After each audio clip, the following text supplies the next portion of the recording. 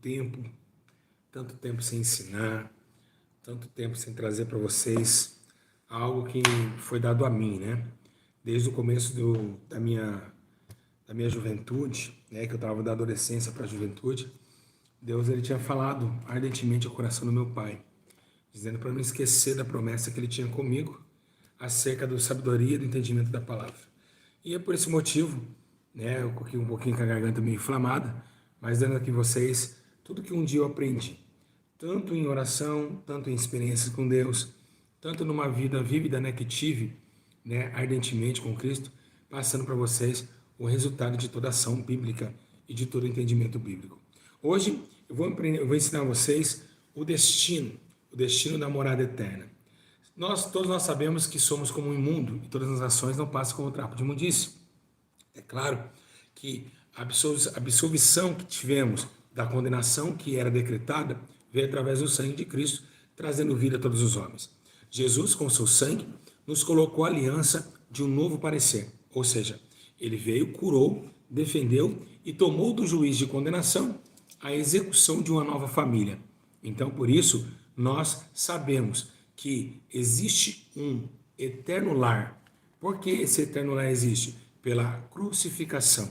Jesus dando a sua vida por amor de muitos. Segundo o que diz em João 3,16, Deus amou o mundo de tal maneira que deu seu único filho, para que todo que nele crê não morra, mas tenha vida eterna. Pois Deus não enviou seu filho para que condenasse o mundo, mas para que o mundo fosse salvo por ele. E é essa geração que temos vivendo, a geração de acreditar ou não. A incredulidade aumentou. Será que temos realmente essa promessa de um dia morrermos aqui e encontrarmos a eternidade com Cristo? É muito relevante, meus irmãos. Por quê?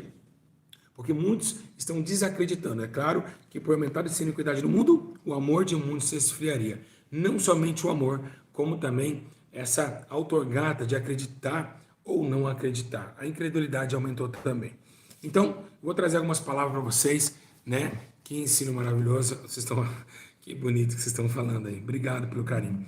Olha, vamos falar o que se faz à igreja, o que foi adicionado à igreja. Nós sabemos que desde o Velho Testamento, quando Deus ele cria o homem, quando Deus cria todas as coisas, o homem cai em sua queda, mas não vemos Jesus, né, aparecer no Velho Testamento. A única parte que Jesus aparece no Velho Testamento é que quando a glória da segunda casa aparece em Ageu, que foi uma promessa que Jesus desceria com a glória do Messias.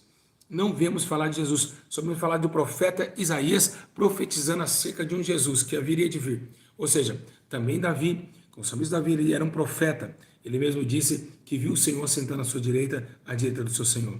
Vemos também, né, o próprio profeta Isaías mencionando que seria um homem de dores, um homem que sofreria dores, sofreria ser rejeitado pelo povo. Jesus. Então a igreja não existia no Velho Testamento. Então, ou seja, Deus estava sem noiva. E por que Deus estava sem noiva? Porque a noiva de Deus era Israel. Todos nós sabemos que Israel foi a nação prometida. Foi a nação que Deus colocou como um amor muito grande. Deus colocou como se fosse a tua essência, ou seja, o teu alvo e o seu porto seguro, ao ponto de colocar Davi como um servo, dizendo: Davi, habitarei em meio de Israel e ali pousarei no meio de vocês. Mas, passando seu tempo, vemos a decadência dos homens, Israel fazendo coisas que não agradavam a Deus, e assim Deus, com ascendência e promessa de trazer Jesus como o seu resgatador, ou seja, que ia resgatar um povo, mas não um só povo, Israel. Mas agora Deus não ia só deixar só Israel, porque Israel era o povo prometido. A Bíblia diz que Samaria já tinha os gentios, ou seja, não tinha um povo fixo, era somente Israel. Então agora um povo fixo no mundo. Deus amou o mundo, não só amou Israel. Então, através de Jesus vindo, trouxe a aliação que o apóstolo Paulo diz, que através do sangue de Cristo, todos nós fomos feitos um. Somos todos um em Jesus.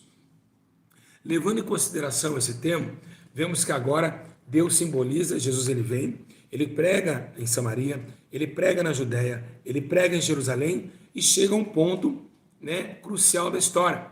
Por quê? Porque no meio de 12 discípulos há um jovem chamado Pedro, e ele olha para Pedro e diz: Pedro, tu és pedra, e sobre ti edificarei a minha igreja. Ou seja, Deus olhou para Pedro e aí colocou em cima de Pedro a porção de pedra. E por que pedra? Pedra é sacrifício. Então Jesus ia se sacrificar em cima da igreja. A igreja era a pedra. Então assim se formou a igreja dos apóstolos, trazendo essa menção de um novo tempo. Uma igreja que quer sangrar, uma igreja que quer sofrer por amor a Cristo e denunciando pecados religiosos e também anunciando a verdade através do sangue de Cristo, anunciando que ele ressuscitou dentre os mortos e foi para o céu, um dia voltará. E por esse motivo, a igreja ganha o título de noiva. Ok, a igreja como a noiva. A Bíblia diz em Isaías, lá no 62,5, que já era uma promessa. Diz assim: como o jovem se casa com a donzela, assim teus filhos se casarão contigo. Como o noivo se alegra com a noiva, assim se alegrará contigo teu Deus. Também vemos em Paulo, em 2 Coríntios, no capítulo 11, no verso 2, dizendo: estou zelando de vós, e com o zelo de Deus, tenho-vos preparado para vos apresentar uma virgem pura a um marido, a saber, a Cristo. Olha só, ele já coloca Cristo como marido da igreja. Então, Cristo já simboliza o marido da igreja. Ou seja, um casamento. Então, uma noiva pura e virgem. O que é uma noiva virgem? Uma noiva virgem é a noiva que nasceu de novo. Aquela que não nasceu mais conforme os seus prazeres mundanos, mas sim com os seus prazeres no seu noivo. Porque todo noivo no tempo hebraico e no tempo dos judeus, o noivo dominava a noiva. Apóstolo Paulo Damascar dizendo que o homem tinha domínio sobre a mulher e a mulher submeteria o marido. Então, automaticamente, vemos Jesus tomando e dando ensino e regras para a noiva. Que interessante, né? Então, uma noiva adornada, que tinha que nascer de novo através dos mandamentos do noivo. E aí vem a igreja ganhando força, vem a igreja ganhando poder. Sobre o quê? Poder de submissão. De submissão. A igreja tinha que ser submissa ao seu esposo. Então, vem crescendo a igreja, vem crescendo e relatando os exercícios que Jesus era o noivo da igreja, aonde ele começa a dizer algumas palavras ansiosamente, dizendo que queria casar com a virgem, a igreja, colocando 10 virgens, 5 prudentes, 5 loucos, vocês lembram disso. Então, lembramos também em Apocalipse, no capítulo 19, verso 7, que o apóstolo João, ele escreve dizendo: regozijamos nós, exultamos e demos-lhe glória, pois são chegadas as bodas do Cordeiro e já sua noiva já se aprontou. Então, aqui, João tem uma visão do fim, a noiva se aprontando para o esposo. O esposo recebendo a noiva se aprontando. Aí o casamento também. Em Apocalipse capítulo 21, também diz sobre essa parte, que vi também a cidade santa, a nova Jerusalém, que de Deus desceu do céu, ataviada uma noiva para o seu marido. Então olha para vocês terem uma ideia, todos os versículos bíblicos apontam que realmente a noiva Cristo, a noiva de Cristo é a igreja. Né? A Bíblia diz que dentro da igreja o Espírito diga vem, a noiva diga vem, e quem sede venha, quem tem sede venha, e de graça darei da água da vida eterna, que está em Apocalipse 22, 17. Agora, se a noiva está preparada, como será essa união com Cristo? O apóstolo Paulo diz que é o único jeito, se nós sentimos como noivo, temos no livro de capítulo 7, versos 4 de Romanos, dizendo: assim, meus irmãos, também vos estáis mortos para a lei, pelo corpo de Cristo, para que sejais de outro, daquele que ressurgiu entre os mortos, a fim de darmos frutos para Deus. Ok, eu estou na igreja, eu estou lá cantando, eu estou pregando, eu sou um pastor, sou um missionário, mas se eu não tiver dado frutos para Deus, eu não posso ter a licerção de ser chamado noiva de Cristo. Então por quê? Porque eu já não tenho submissão ao marido. Essa eternidade que Jesus preparou não foi para todos. Se você errar uma vírgula, um tio, tirar da lei, você já entra em condenação com ela. Então não é tão fácil ser a noiva de Cristo. Por quê? Porque é separada sem ruga e sem mácula. Então a eternidade esperando o ser humano é através de um rudimento de frutos de arrependimento, aonde vem a palavra a noiva de Cristo, a noiva preparada. Ou seja, vem através da união. Lembra que 1 Coríntios 6,15 fala dos corpos, dos membros, que se tornam só? Vamos ler agora em Efésios 5,30. Pois somos membros do seu corpo. Em 1 João 2,24 diz: portanto, que desde o princípio ouviste, permanecer em vós. Se em vós permaneceste, que desde o princípio ouviste, também permanecerão no Filho e também permanecerão no Pai. Então, se vocês permanecerem lá no princípio de tudo que vocês ouviram, continuar obedecendo, continuar fazendo, ao final da sua vida você vai ter uma unificação com Cristo. E aí que é o maior problema da história. Qual que é o maior problema? Que nem todos, nem eu, nem você está preparado para ir para o céu. Nem todos estamos preparados para ser chamados de noiva. Por quê? Rebeldia, ações infrutíferas, momentos de descontração, engano dos nossos corações, achando que prazeres desse mundo vai ser prazeres para o tempo todo, sendo que não passa, tudo pode passar, a consciência dos olhos é sobre da vida, e isso é mentira para os nossos corações, e tira nós do elo da aliança. Então, automaticamente que você quebra a aliança com Cristo, você fazendo coisas que o mundo quer, automaticamente a aliança é quebrada. Por quê? Porque ele não é desse mundo. Então, olha a tristeza que dá para ouvir esse ensino para muitas pessoas. A tristeza de olhar para nós mesmos e ver que não estamos chegando ao caráter de noiva. Então, essa é a maior preocupação que temos em relação à igreja, à aliança, à incompatibilidade e à formação de se tornar a espera do noivo com o buquê de glória na mão, que é o tempo e também o maior sonho da igreja. A igreja quer casar, o noivo também, mas a diferença é que Isaías 59 diz que há uma separação entre a noiva e o noivo, que é os nossos pecados, né, que fazem a divisão entre vós e vosso Deus. Então, esse casamento, ele está para acontecer, mas nem todos vão poder casar. Nem todos. Uns até causam, né? Não casa. Então, vai ser muito contrariado o tempo dessa redenção, porque passamos por tempos que são tempos difíceis para obedecer à voz de Deus. Não é fácil servir a Deus. Não é fácil você tomar a tua vida só para Deus. Isso não é fácil, não é qualquer um que consiga fazer isso.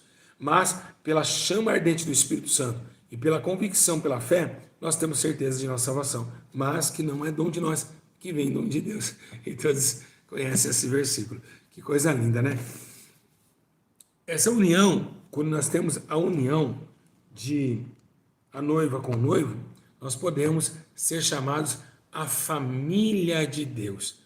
Gente, obrigado pelo carinho de todos vocês aí me dizendo, também amo vocês.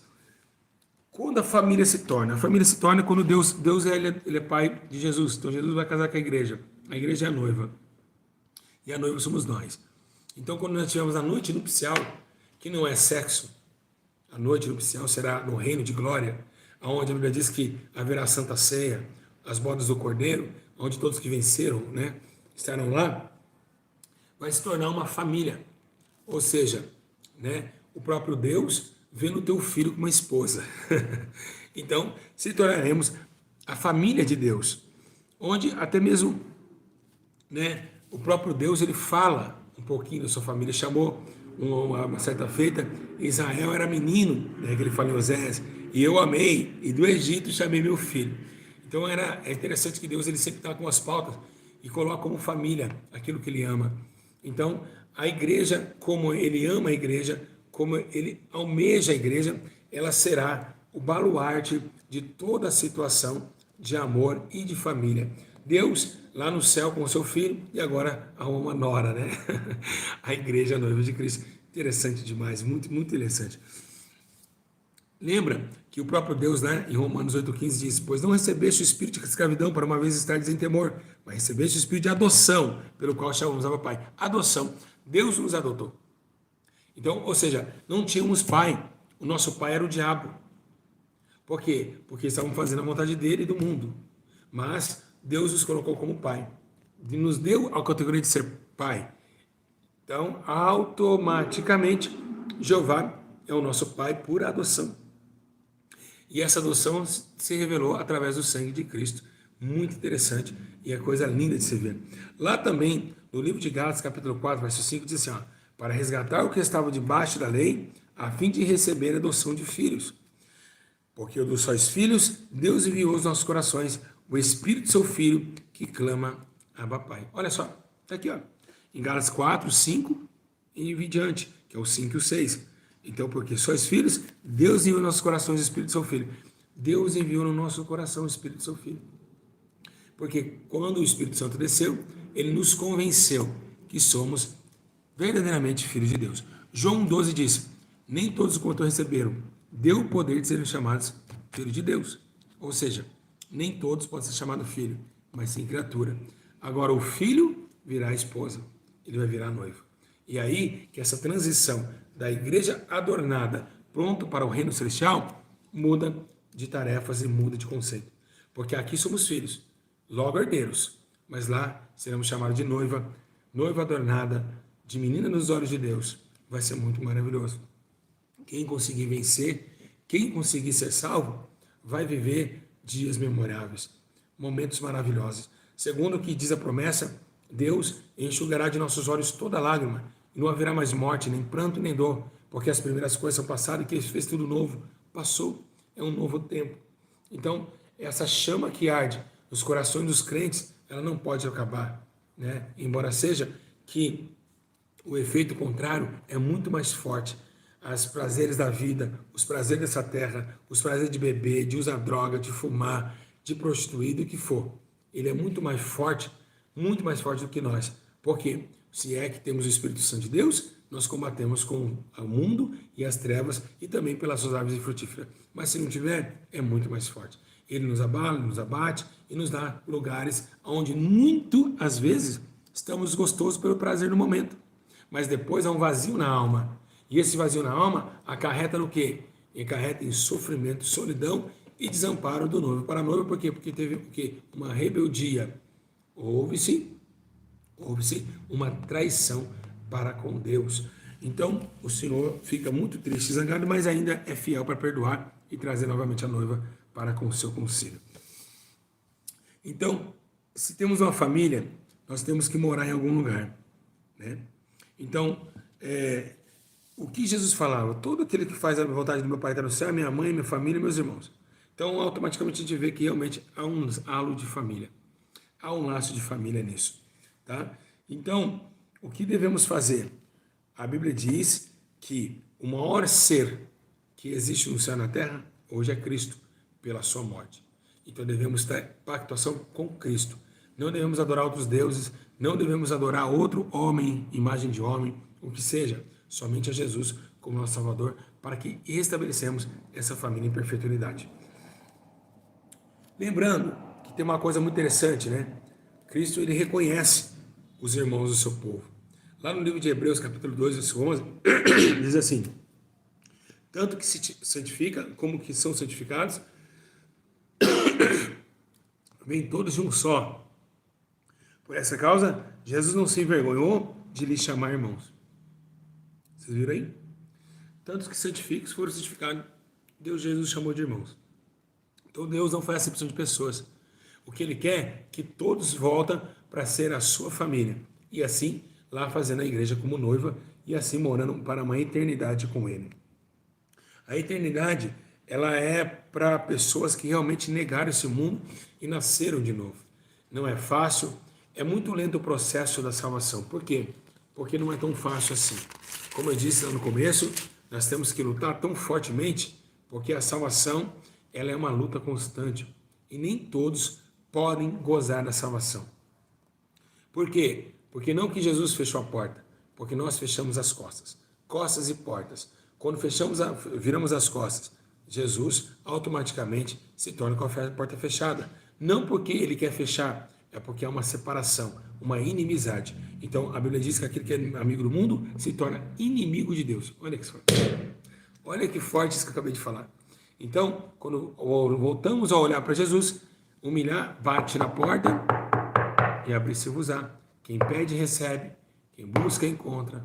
E, né, assim quem procura, acha. Então, o que devemos fazer é essa fonte de conhecimento para estar diante desse mesmo juízo e desse mesmo objetivo, que é a porta, que é ser noivo e que é um dia, quando a porta se abrir, aí meu esposo sai ao encontro. O remorso, né, as mágoas vão ficar. Nós sabemos, meus irmãos, que a vida é muito curta. A vida, ela passa muito rápido. A vida vai passando muito rápido. Os números vão passando. Os dias vão passando. Então, todos os dias é mais uma chance de você se arrepender e todo dia é mais uma oportunidade de você entender que você vai morrer. Então, cada dia que passa na Terra, muita gente comemora o aniversário, né? Se a gente olhar o aniversário, a gente não podia nem comemorar, a gente podia chorar, porque mais um ano que chega perto da sua morte, né? A gente comemora a morte, né? Ei, 37 anos! Mas 37 tá chegando perto da velhice é a morte. Então, cada ano que passa, a gente vai vendo que realmente, né, esse mundo nos engana. Porque nós nascemos para morar aqui. E nós não entendemos que existe outra pátria. Não acreditamos que existe outro país. De forma nenhuma. Não passa para nossa cabeça, meus irmãos. Não tem como passar para nossa cabeça que existe outra pátria, que existe outro mundo, que existe um país. Por quê? Porque nós estamos afiltrados aqui. Estamos olhando para esse mundo. Aqui nós comemos, aqui nós bebemos, aqui nós comemos batatinha, Ruffles, toma coca, tudo é gostoso. Olha que maravilha. Olha isso. Ó. Querem? Olha que delícia. Batatinha, Coca-Cola. Você sabe que eu não tô gordo, né? A barriga tá bem pequenininha, não dá pra comer. Então, olha, tudo gostosinho, né? Tudo prazeres, né? Prazeres carnais, onde temos também os prazeres do espírito. Então, nós não queremos largar esse mundo. Esse mundo é maravilhoso. Ele é gostoso de se viver. Querendo ou não, pelas etapas da vida, poucos se matam. E ainda com influência espiritual. Agora, quem quer largar o mundo? Quem quer agora falar assim, eu quero morrer? Ninguém acordou pensando em morrer. Ninguém quer morrer. A pessoa passa na UTI, os médicos, o rico dá todo o dinheiro para não morrer, né? Para não deixar, né, com que a morte chegue no seu corpo mortal. Por quê? Porque não nascemos para morrer. Nascemos para viver. E isso esse é o parâmetro. Que o homem, ele não nasceu, não está preparado para morrer, porque a Bíblia diz que Deus fez o homem para viver eterno. Mas vai chegar uma hora da sua morte. Vai chegar a hora que você vai ter que sair do corpo e que tudo vai acabar. Que tudo que você fez contra o teu próximo você vai pagar com Deus. O que adiantou prejudicar o teu irmão? O que adiantou falar mal do teu irmão? O que adiantou enganar as pessoas? O que adiantou mentir? Não adiantou nada. Foi tudo ilusão do seu coração. E há um juízo para toda obra abaixo do sol. Então, para nós entendermos o processo da eternidade e do casamento com o esposo, que é Cristo, a noiva, precisamos se organizar. Né? Eu também preciso, você também precisa. Acho que todos os crentes hoje precisam se organizar. E organizar a sua conduta e a sua postura diante de Deus, que é fundamental para ser chamado de noiva do Cordeiro. Então, quem está entendendo, muito forte. Obrigado. Muito bom ensino, né? Então, esse dia das promessas, que é onde Jesus vai colocar a noiva para adornar, né? Então, é necessário, sim, passar pela olaria. É necessário passar pelos bons costumes e não deixar a sã doutrina. O que é a sã doutrina? Os bons ensinamentos de Cristo, para que nós não podemos perder a salvação. E é o objetivo comum da história. Né? Tem coisas que nós passamos nessa vida que a gente se arrepende. Como eu também já me arrependi de tudo, muitas coisas que eu fiz. Você se arrepende. O homem em si, ele se arrepende. Né? E é por isso que temos essa oportunidade de estar hoje encarcerado, né, em nossos corações, essa chama, né? E por que encarcerado? Porque nós não conseguimos soltar. Está encarcerado dentro de nós, está preso essa chama e ela deve ser acesa novamente. Ok? Então, o que deve ser feito? Postura, visão, para onde estou indo, para onde eu vou e aonde estou. Para realmente se tornarem noiva do Cordeiro, filha do Deus Altíssimo, para morar na cidade celestial, na Nova Jerusalém, que do alto se reveste de poder. É isso que necessitam fazer. É se separar para Deus, é viver para Deus, e é o que eu preciso também. Que todos precisam. Amar o seu próximo, dar honra para quem tem honra, abraçar a causa do necessitado, do faminto, do órfão e da viúva.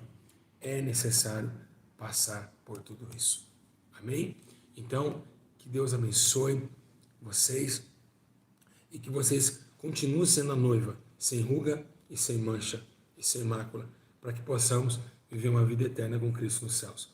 Um abraço, amo muito vocês, estamos começando, eu vou encerrar um pouquinho por causa da garganta, mas peço a vocês que vocês continuem focados somente em Deus Não olha para o homem, não olha para o erro do homem. O homem erra, o homem ele é pecador, ele é miserável, mas Jesus nunca errou. E é para lá que devemos ouvir, porque ele é o noivo, o homem não é o noivo. O homem quer ainda ser a noiva e muitas vezes não consegue.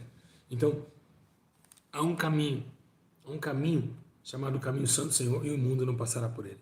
Então, busquem a Deus, salve a sua alma, busquem o Espírito Santo, chore, geme, o que for, mas não deixe de pedir a Deus a misericórdia da salvação.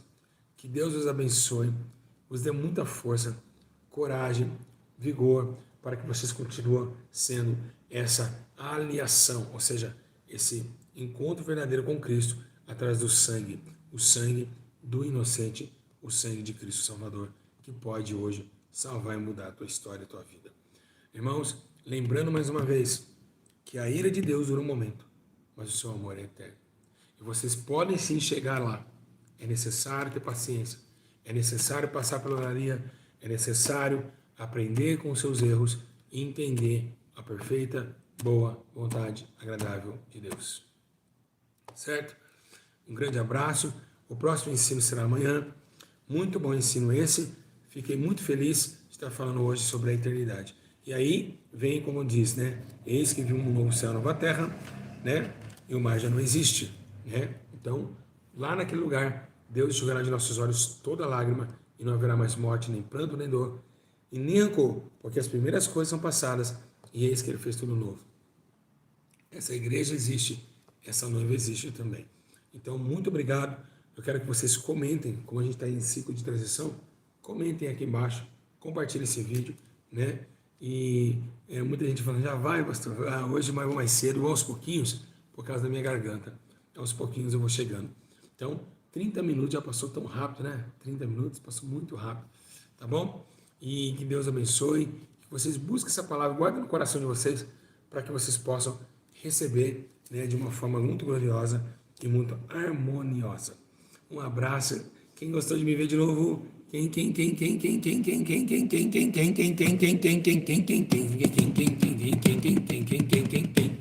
Ó, quem? Então eu também amei vocês de novo. Tá? Muito obrigado, que ensino maravilhoso. Quem gostou do ensino, quem entendeu tudo, então faça a tua parte, porque Jesus fará dele. É a sua parte, a minha parte, e nós, cada um se salvar, cada um ter a sua individualidade para a salvação. Lembrando, irmãos, não julguem as pessoas que falam mal de mim, não denigrem elas. Vocês têm que aprender o que é amar, né? Temos que amar. Deixa eles para lá. Há um juízo, né, para toda boa e má obra. Então, fiquem em paz, descanse o coração de vocês. Isso vai passar, é apenas uma fase. E logo, logo, nós vamos morrer, né? Quem sabe eles vão morrer essa semana, quem sabe eu vou morrer essa semana, quem sabe você vai morrer essa semana. Então, nós não sabemos até quanto tempo nós temos nessa terra. Então, não vamos guardar mágoa de ninguém, vamos amar, porque é Cristo que nos justifica.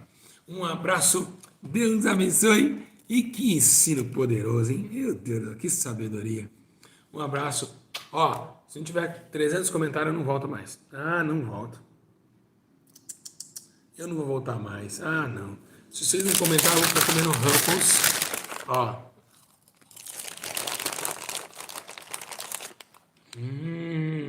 Ó. É gostoso?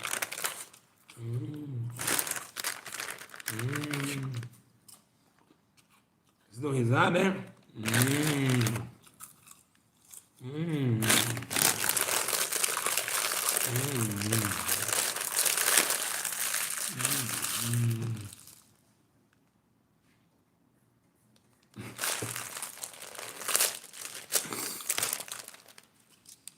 Tenha fome e sede da palavra. Amém? Um beijo a vocês. Amo muito vocês, tá? Obrigado pelo carinho de vocês. Um grande abraço. Fica na paz. Um abração no peito, no coração. Beijo. Amo muito vocês, tá? E aguarde amanhã, 7 horas, estaremos novamente juntamente com vocês. Um abraço e comentem e compartilhem. Compartilhem, tá bom? A nova cidade santa, a nova Jerusalém, ataviada como uma noiva para o seu esposo. Um abraço, que Deus abençoe. Fico na paz e saudade. Muita saudade. Obrigado pelo carinho, pelo amor, pelas orações. A paz, até lá.